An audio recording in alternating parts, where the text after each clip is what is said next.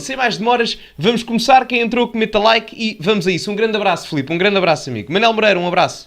E vamos falar certamente deles ao longo desta Ouve-se bem? hora Digam-me de se ouve conversa, bem. praticamente. Mas eu queria aqui uma janela mais curta para já. O senhor não se arrepende de não ter aceito aquela proposta do Dr. Rui Rio há 2 anos, que constava do programa eleitoral do PSD, para, no fundo, reformular os aspectos da justiça? Lembra-se da proposta do PSD? Boa noite. Bom, as minhas convicções não mudam de acordo com as circunstâncias. A proposta do Rui Rio, do PSD, era uma proposta que passava por reduzir a autonomia do Ministério Público. Eu entendo que Portugal tem, a nossa democracia tem uma enorme vantagem, em que temos uma justiça independente, temos um Ministério Público autónomo e em que ninguém está acima da lei.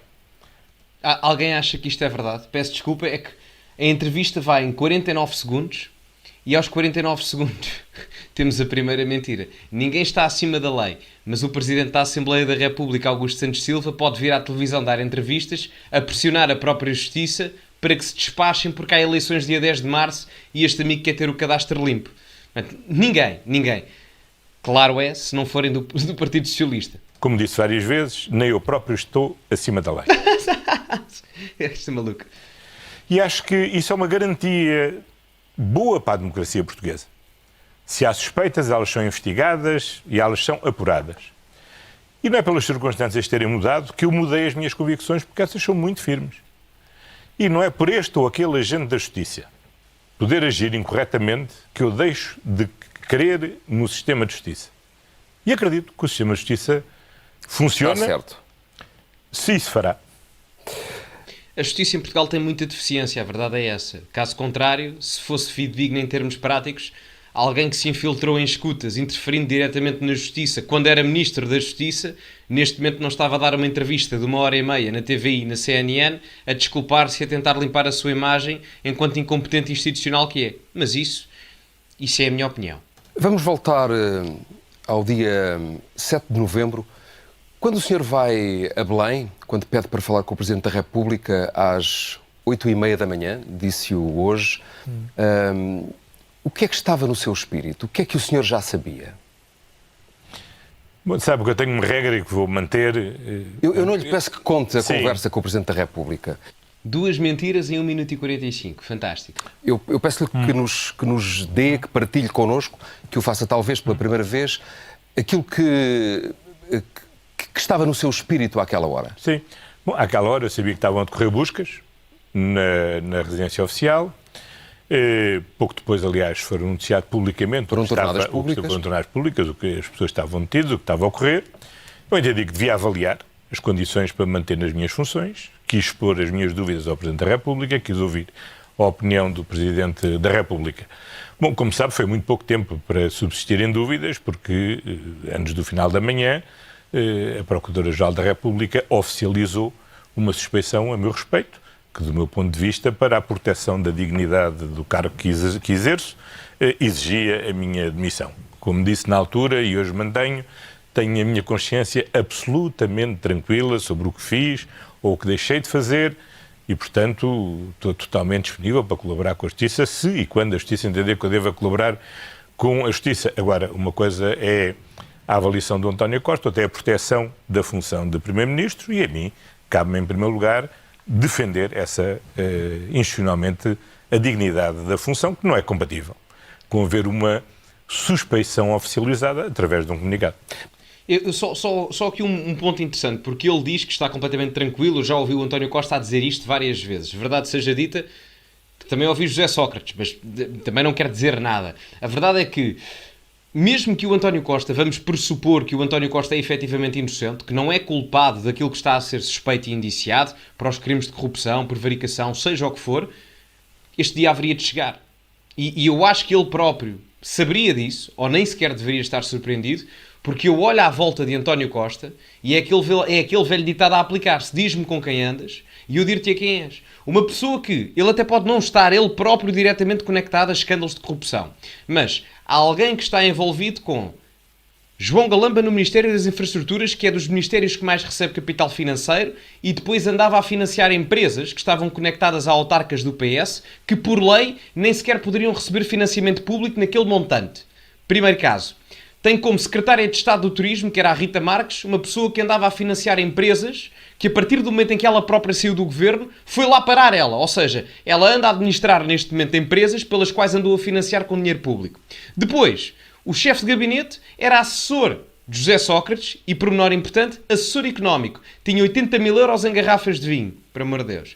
E, portanto, olhando para tudo isto, é um bocado complicado. Quem tenha isto tudo à volta, e atenção, eu só dei alguns exemplos, nem fui mais a fundo, é um bocado complicado. Quem tenha tudo isto à volta, chega ao final do dia e esteja inocente em tudo.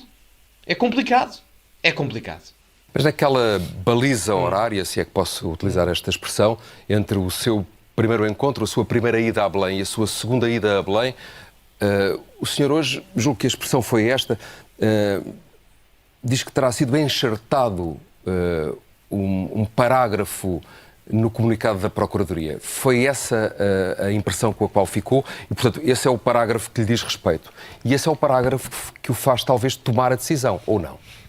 A ver, eu tinha, obviamente, que avaliar em função das circunstâncias. Só uma parte, havia aí alguém dizer o som a travar. Para mim está tudo bem.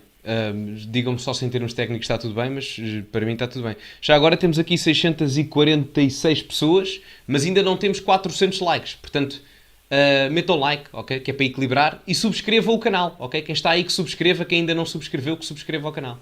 Sem esse parágrafo, provavelmente teria Obrigado, aguardado. ainda bem que está tudo bem. Obrigado. Pela avaliação pelo juiz de instrução do conjunto de indícios que existia. Como sabe, em menos de uma semana o juiz de instrução concluiu que várias das suspeitas que existiam não considerou indiciadas. Por exemplo, o Presidente da Câmara de Sines saiu do tribunal depois de 7 dias de ter estado detido sem qualquer indício da prática de qualquer crime.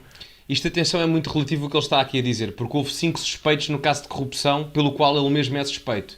Qual é que é a questão? A norma na justiça portuguesa, já desde há alguns anos, não sei especificar, mas eu diria para aí há 10 ou 15 anos, que a norma na justiça portuguesa é, mesmo que a pessoa seja suspeita em determinado caso no período de prisão preventiva não seja as provas reunidas suficientemente dignas ou suficientes para se fazer uma acusação formal, a norma não é continuar em prisão preventiva. A norma é ir para casa. O que não significa que os 5 suspeitos estejam completamente livres de quaisquer consequências judiciais no futuro. Portanto, isto aqui é muito relativo. Muito relativo. Por exemplo, se vocês forem apanhados a fazer qualquer coisa, vamos imaginar, fogem ao fisco, ficam com um escândalo brutal, ficam em prisão preventiva até irem ao tribunal, ou serem ouvidos pelo juiz, depois, caso não haja provas suficientes para formalizar a acusação, e ainda precise de mais investigação, a norma é mandar-se para casa, não é ficar em prisão preventiva. Os indícios de crime de corrupção não foram reconhecidos, os indícios de crime de prevaricação não foram reconhecidos.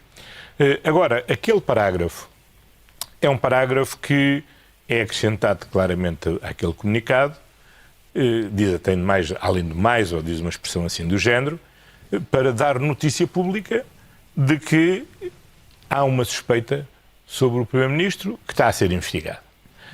Eu não sei qual é a suspeita. Ainda hoje não sabe qual é a suspeita. Ainda hoje não sei, ninguém me falou, ninguém me perguntou, ninguém me pôs nenhuma questão, mas eu não faço ideia o que é que seja. Não procura saber. Por amor de Deus. Não me compete a mim procurar saber. Agora, há uma coisa sobre a qual eu tirei uma imediata conclusão. Por amor de Deus. O grau de confiança que os cidadãos têm que ter nas instituições democráticas e, designadamente, na figura do Primeiro-Ministro, não são compatíveis com uma suspeição oficializada. Ele tem razão aqui. Uma coisa é um órgão de comunicação social levantar esta ou aquela dúvida. A oposição de levantar esta ou aquela dúvida. Outra coisa é a mais alta magistrada do Ministério Público emitir um comunicado onde entender dar notícia pública que está aberto um processo quanto ao Primeiro-Ministro. Eu aqui concordo a 100% com ele. Portanto, 6 minutos 5 de entrevista. Primeira verdade. Parabéns, António Costa. Nunca é tarde para chegar tarde. Mas ele aqui tem razão. E a mesma coisa se deveria aplicar a Marcelo Rebelo de Sousa. Porque a partir do momento em que o próprio Marcelo, neste momento, no caso das gêmeas luso-brasileiras, é suspeito de tráfico de influências, se com o Primeiro-Ministro, enquanto carga institucional, isso não é compatível, então, como Presidente da República, a mais alta figura de Estado, muito menos o seria. Portanto, isto aqui, apesar de tudo e apesar de ser quem é o exemplo, ok? Isto é correto. eu só posso tirar duas conclusões. Ou as suspeitas são suficientemente fundadas e graves que justificam a sua publicidade. E do seu ponto de vista não são? Ou seja, eu não faço ideia porque eu não sei o que é que suspeita. Há uma coisa que eu sei. Eu sei tudo o que fiz e sei também o que é que eu não fiz. E perante o que eu fiz e perante o que eu não fiz, não tenho a menor das dúvidas que isto acabará tudo. Ou com uma não acusação, ou com um arquivamento se houver acusação, ou no limite com uma absolvição se houver alguma... chegarmos à fase de julgamento. Agora, eu para isso preciso saber do que é que estão a falar. Agora, como eu sei bem, há uma coisa sobre a qual eu não tenho dúvidas. Sei o que fiz. Sei o que não fiz. E, portanto, tenho a minha consciência absolutamente tranquila. Agora, o que também sei, é esse o meu entendimento, é que a figura de um primeiro-ministro não pode estar sob suspeição oficializada. Mais uma vez, aqui não concordamos muitas vezes, mas isto aplica-se a qualquer pessoa. Fosse António Costa, André Ventura, Rui Rio, quem lá estivesse, um primeiro-ministro não pode estar suspeito deste tipo de práticas criminais. É incompatível. E, portanto, perante essa suspeição oficial, eu tirei a conclusão óbvia. Portanto, quando voltei a falar com o Presidente da República, foi para dizer o óbvio. Foi para dizer que ia apresentar a minha demissão, o que depois fez logo a seguir.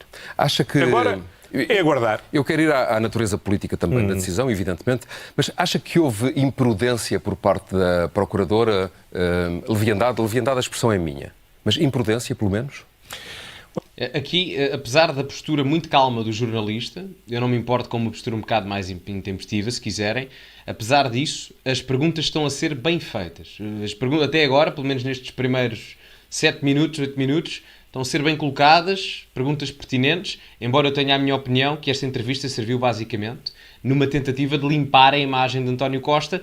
Eu tentei não ver praticamente nada, mas o final é irrisório. Aquilo parece uma entrevista nas tardes da Júlia. Aliás, para quem não viu, a Mariana Mortágua foi mesmo ao programa da Júlia Pinheiro. Enfim.